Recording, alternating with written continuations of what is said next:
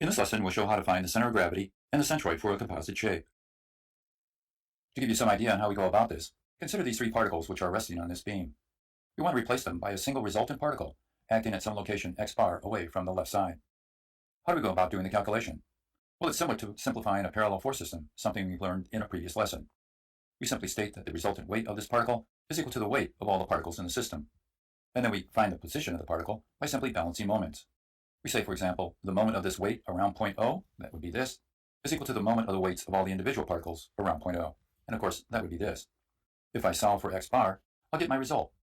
It's a ratio of the moment of all the weights in the system divided by the total weight. When we figure this out, we'll have the location then, for the center of gravity, for the three particles that are resting on the beam. Now let's take this a step further, and say we want to locate the geometric center, or the centroid, for a line. If the line is composed of a series of segments, we can break it up into its segments, find the moment of each segment around an axis, and we can divide by the total length of the line, adding all the segments up, that is, and thereby determine, say, the x-bar coordinate for a segmented line. We can do the same thing for areas. We can divide a composite area into different shapes, and then we can take the moment of each area shape about an axis and divide by the total area to find the location of the centroid for the total area. And finally, we can do the same thing for volumes. We can break our volume up into composite shapes, and then we can find the moment of each composite shape about an axis and divide by the total volume to get the location of the centroid for the volume. So each of these equations is basically a moment balance about an axis. Now, to give you the general idea on how we actually determine the centroid location for a composite shape, let's consider an area. The first thing you want to do is take the area and divide it into composite shapes, as here, a triangle and two rectangles. Once you've done that, then you have to determine the area of each of the composite shapes and also locate the centroid of the area shapes from a reference axis. For example, if I want to find x bar, using this formula of course, I would then take the distance for this one to be x tilde, and I multiply it by the area of the piece, and that of course would give us this term. And underneath I'd put the area of course. And then I'd add to it the distance from here, the centroid of this triangle, over to here, that's our x tilde for it, times the area of the triangle. And down below I'd add the area. And finally I would deal with this one, find the distance x tilde here, multiplying it by the area of this piece, adding it to the sum of the other two, and then of course down below adding it to the area of the other two. Finally, if the composite has a hole in it, then we can consider it a negative area when we do our calculations, up here in the formula. I'll demonstrate this with an example problem later in the lesson. And so to begin our applications, let's first consider a composite line, such as this lamppost that you see here. It's made up of a straight line segment, a quarter circle segment, and another straight line segment. When we find the answer for the centroidal location for it, it's going to be somewhere about right here, but it certainly isn't going to be located on the lamppost itself. Well, to demonstrate how we actually go about calculating the centroidal location for a composite line, or a composite rod in this case, we'll consider this rod, which is really made up of three different segments. I have to locate the centroid for each segment, and here they're shown on the figure. Once I've done that, then I can apply our key equation and get our result. So first off, we'll consider the segment that's along the x-axis here. The y tilde distance for the centroid of it, of course, is 0. And so I'll put a 0 in here and multiply it by the length of the segment, which is 1 meter. And since I've thought through the length, I'll put it down below. Now we'll go to this one. The y tilde distance for it is equal to 1 meter, isn't it? Therefore, this next term will be 1. And the length of the segment is 2. And again, I'll add that down here. And finally, we have one more segment. The y tilde distance for the centroid here is a distance of 2 meters over. And the length of the segment, of course, is equal to 1.5 meters. Down below, of course, I have to add that in to give us our total length of the rod. And now that I have everything set up, I simply do the calculation, and I get my result. It turns out to be 1.11 meters. All right, now let's apply these ideas to finding the centroid location for a composite area, such as this angle, which is composed of two rectangles. We'll begin by solving this problem, where we want to determine the y-bar location for the centroid of this composite area. You know, we can break this up in different ways. We can consider a square down in here, and a rectangle sitting on top of it. We can also consider a very large rectangle, and we can subtract out a hole. Or actually, we can consider two rectangles, such as these, which are standing side by side, and these are the ones we use. And we'll apply our equation and get our result. We'll begin with the blue rectangle first. And so in our equation, we have the following. First, the location of the centroid, y tilde, is 2 meters up, isn't it? So we write a 2 here. Then we multiply it by the area, a base of 1 meter and a height of 4 meters. And having thought through the area, we'll put it down below. Next, we'll get the orange one. Here we have the location of the centroid, which is y tilde, a distance of 1 meter up. And then we have our area, base of 1 and a height of 2. And again, we put that down below here. This will give us our total area down in the denominator. Now we can do the calculation, and when we do, we get our result, 1.67 meters. In other words, the centroid is right about up in here somewhere, about right here, and that sort of makes sense. All right, now let's consider this one. Here we want to determine the y-bar location for the centroid of this area. And so again, we'll break this into two rectangles, like this. And here's the location of the centroid for each one. Here's our key equation. And we'll begin in solving the problem by dealing with the blue rectangle first. And so we have first the coordinate location, y tilde, and it will be negative 0.5. So we'll put that in. And then we have the area of the rectangle, which of course has a base of 4 and a height of 1.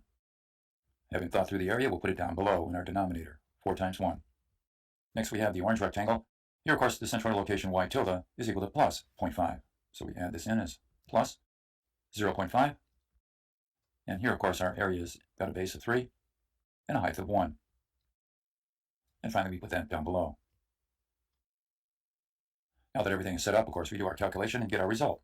It turns out to be minus 0.0714 meters.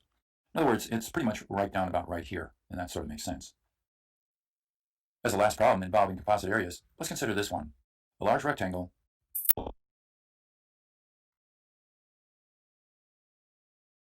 A large rectangle out the whole like this. This is a negative area, of course. So here's our key equation now. Well, we could look at it as a large rectangle and subtract out the whole like this. This is a negative area, of course. So here's our key equation, and now let's apply it. We'll consider the large rectangle first. Its x tilde location right here is 1.5 meters. And of course the area of the piece, with a base of 3, and of course a height of 2 meters. Since we thought this out, let's put it down below.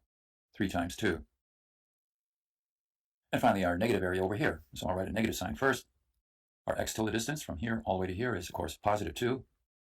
And then our area, which of course is 1 times 1.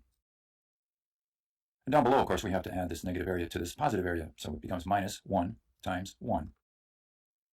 Now all we need to do is just run through the calculation and get our result. And it turns out to be 1.40 meters. Finally, let's use the same principles to show how we can find the location of the centroid for a composite volume, such as this column, which consists of a cylinder along with a rectangular block on top of it. But here, to demonstrate the idea, we'll consider this composite, a rectangular block along with a triangular one. We'll divide it into the two parts that you see here. So here's the centroidal location for each one of these parts. And here we're looking for x bar. So with that in mind, we'll apply our key equation. And so, writing this out, we have the following. First, considering the triangle. Here, of course, the centroidal location x tilde, going from the origin to here, would be how much? Well, it's 0.5 to get to here, and then, of course, 1/3 of 1.5 gives us another 0.5. Therefore, the distance to the centroid along the x-axis is equal to 1 meter. So we'll put that in. And now we need to write what the volume is. Of course, that can be found by finding the area of our block right here, and that's 1/2, times the base of the triangle, which is 1.5,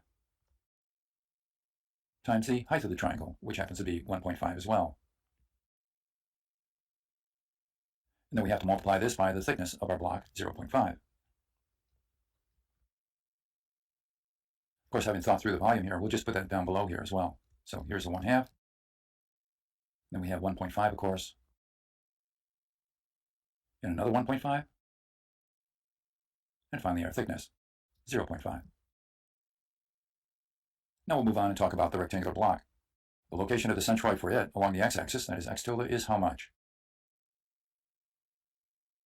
Well, I hope you said it was equal to 0.25. And then we multiply it by the volume of the block. The block has a thickness, of course, of 0.5. 0.2. Well, I hope you said it was equal to, for it along the x-axis, that is x tilde, is how much? Well, I hope you said it was equal to 0.25. And then we multiply it by the volume of the block. The block has a thickness, of course, of 0.5. And now the area of its face, that is this distance, which is equal to 2.5, and of course this height, 1.5. So let me finish it up and put that in.